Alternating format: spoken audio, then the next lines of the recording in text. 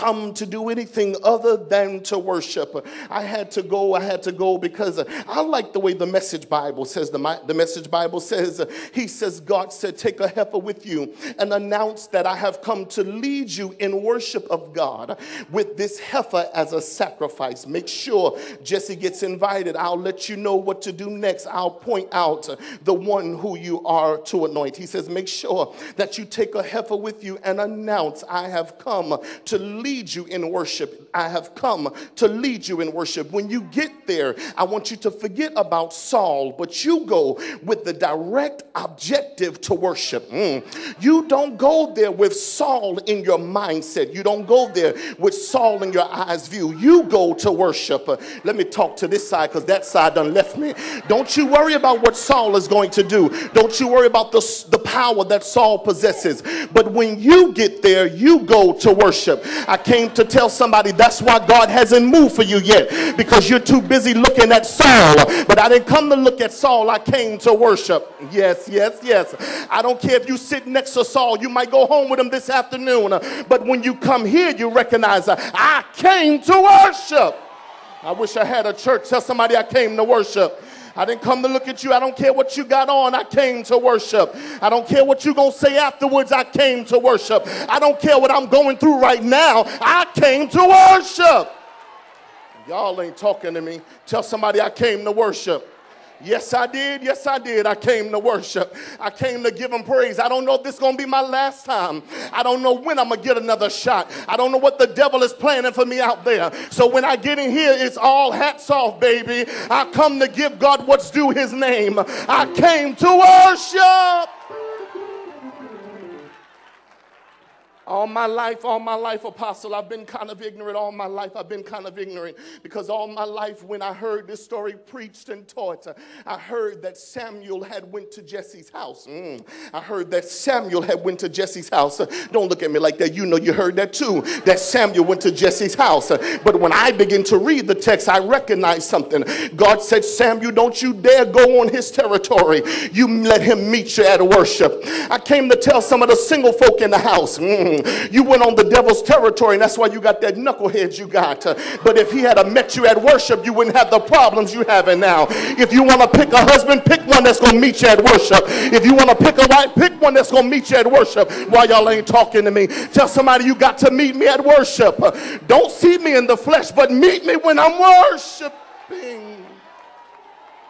Bible says, he said, meet me at worship. I came to tell somebody God's calling for you to meet him at worship. God's trying to get you to the place, to the day and time. Can I be myself, Apostle? Y'all, I'm so sorry. Can I just be myself for half a moment? God's trying to get you to the place, that you get to the place in your life, that you meet God in worship. I'm here to tell you that worship will filter out some of the things that we're going through.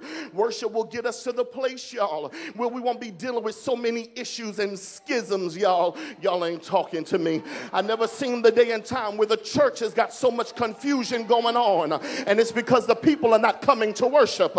They're coming to hear the word. They're coming to give their tithes, but they don't want to come to worship. When you come to worship, God gets rid of bad attitudes.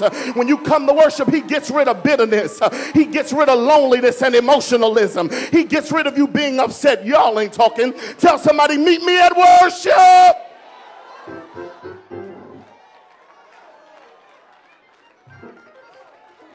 Bible says, God said, don't you dare go to his house. You tell him, meet you at worship.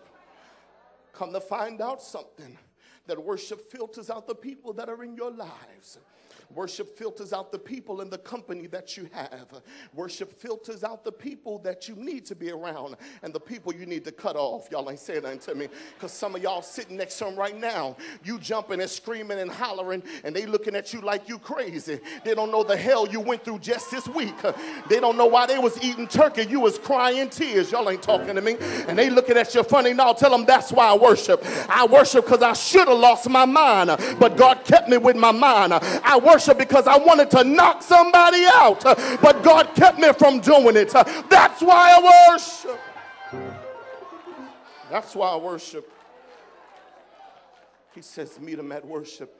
The Bible says that Saul comes into town, and everybody wants to know, Saul, did you come peaceably? Bible says, everybody says, Saul, did you come for some junk? Now, when you read the story, when you get home, the Bible says that the elders of the church, I meant to say the town, the elders of the church, I meant to say the town, the elders of the town said, Saul, did you come, Samuel, did you come for peace? Or did you come to start some stuff?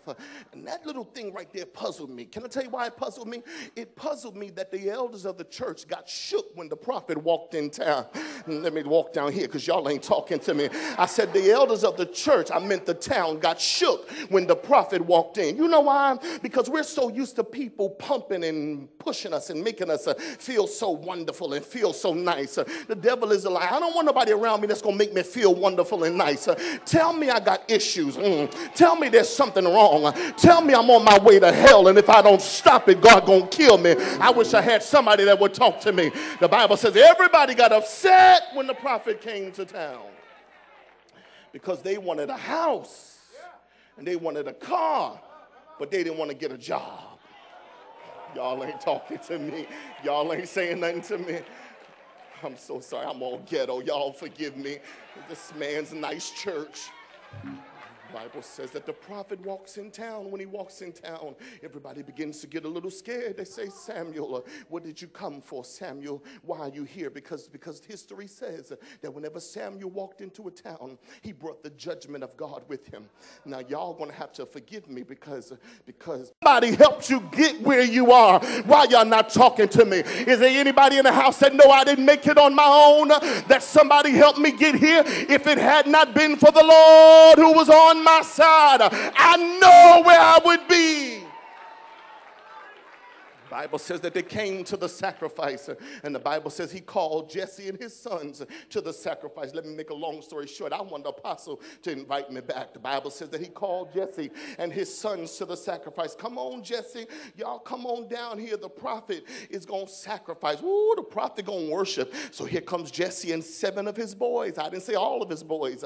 I said 7 of his boys come. Here comes Jesse and 7 of his boys. The Bible says, and Samuel did that which the Lord spake. When he got to Bethlehem, the elders were shook, and the Bible says that he came and says, all right, Jesse, I need to tell you that God said he has provided himself a king in your house. And the Bible says that the first thing that Jesse does, Jesse is like most parents that we know. Jesse calls the oldest child and says, come on, Eliab, come on. God has got himself a king in the house, and I know you're the one that he has chosen. I know you're the one because you look right dignified. I wouldn't mess with you, but I think you might knock me out. But he calls Eliab. He says, come on, Eliab, I want you to come. I want you to come and stand before the prophet, because I know you're the one that God has chosen. I know you're the one that God is going to use in this hour. Oh, you look like you're anointed of God. You look like you're called of God. You look like everything that the Lord is looking for. The Bible says that Eliab stands. You're not going to knock me out, are you? You're going to come out of the bag on me. Come on. Help me.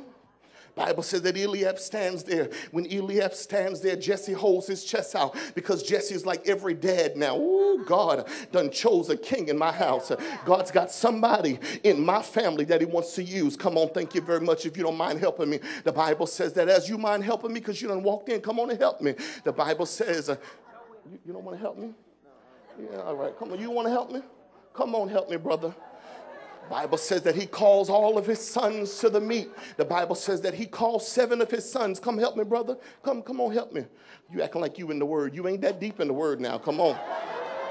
The Bible says he calls 7 of his sons. How many do I have? 1, 2, 3, 4. He calls 7 of his sons to meet him at worship. He calls 7. Jesse says, come on, boys. Y'all pack a lunch. Tell your mama get some ham and cheese sandwiches. Take some of that turkey. Make it salad.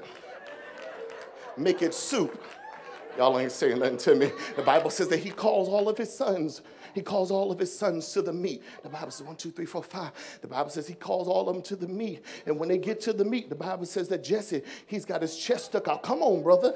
He's got his chest stuck out real good. He real happy now because there's a king in his house. And the Bible says, watch what he does. Watch what he does. Watch what he does. Thank you. Watch what he does. I got 7. The Bible says, watch what he does. The Bible says that he calls him after he gets there. He picks and chooses who he thinks God is going to call. I can't came to talk to a group of people in the church that think that I can look at you and tell whether you're anointed or not.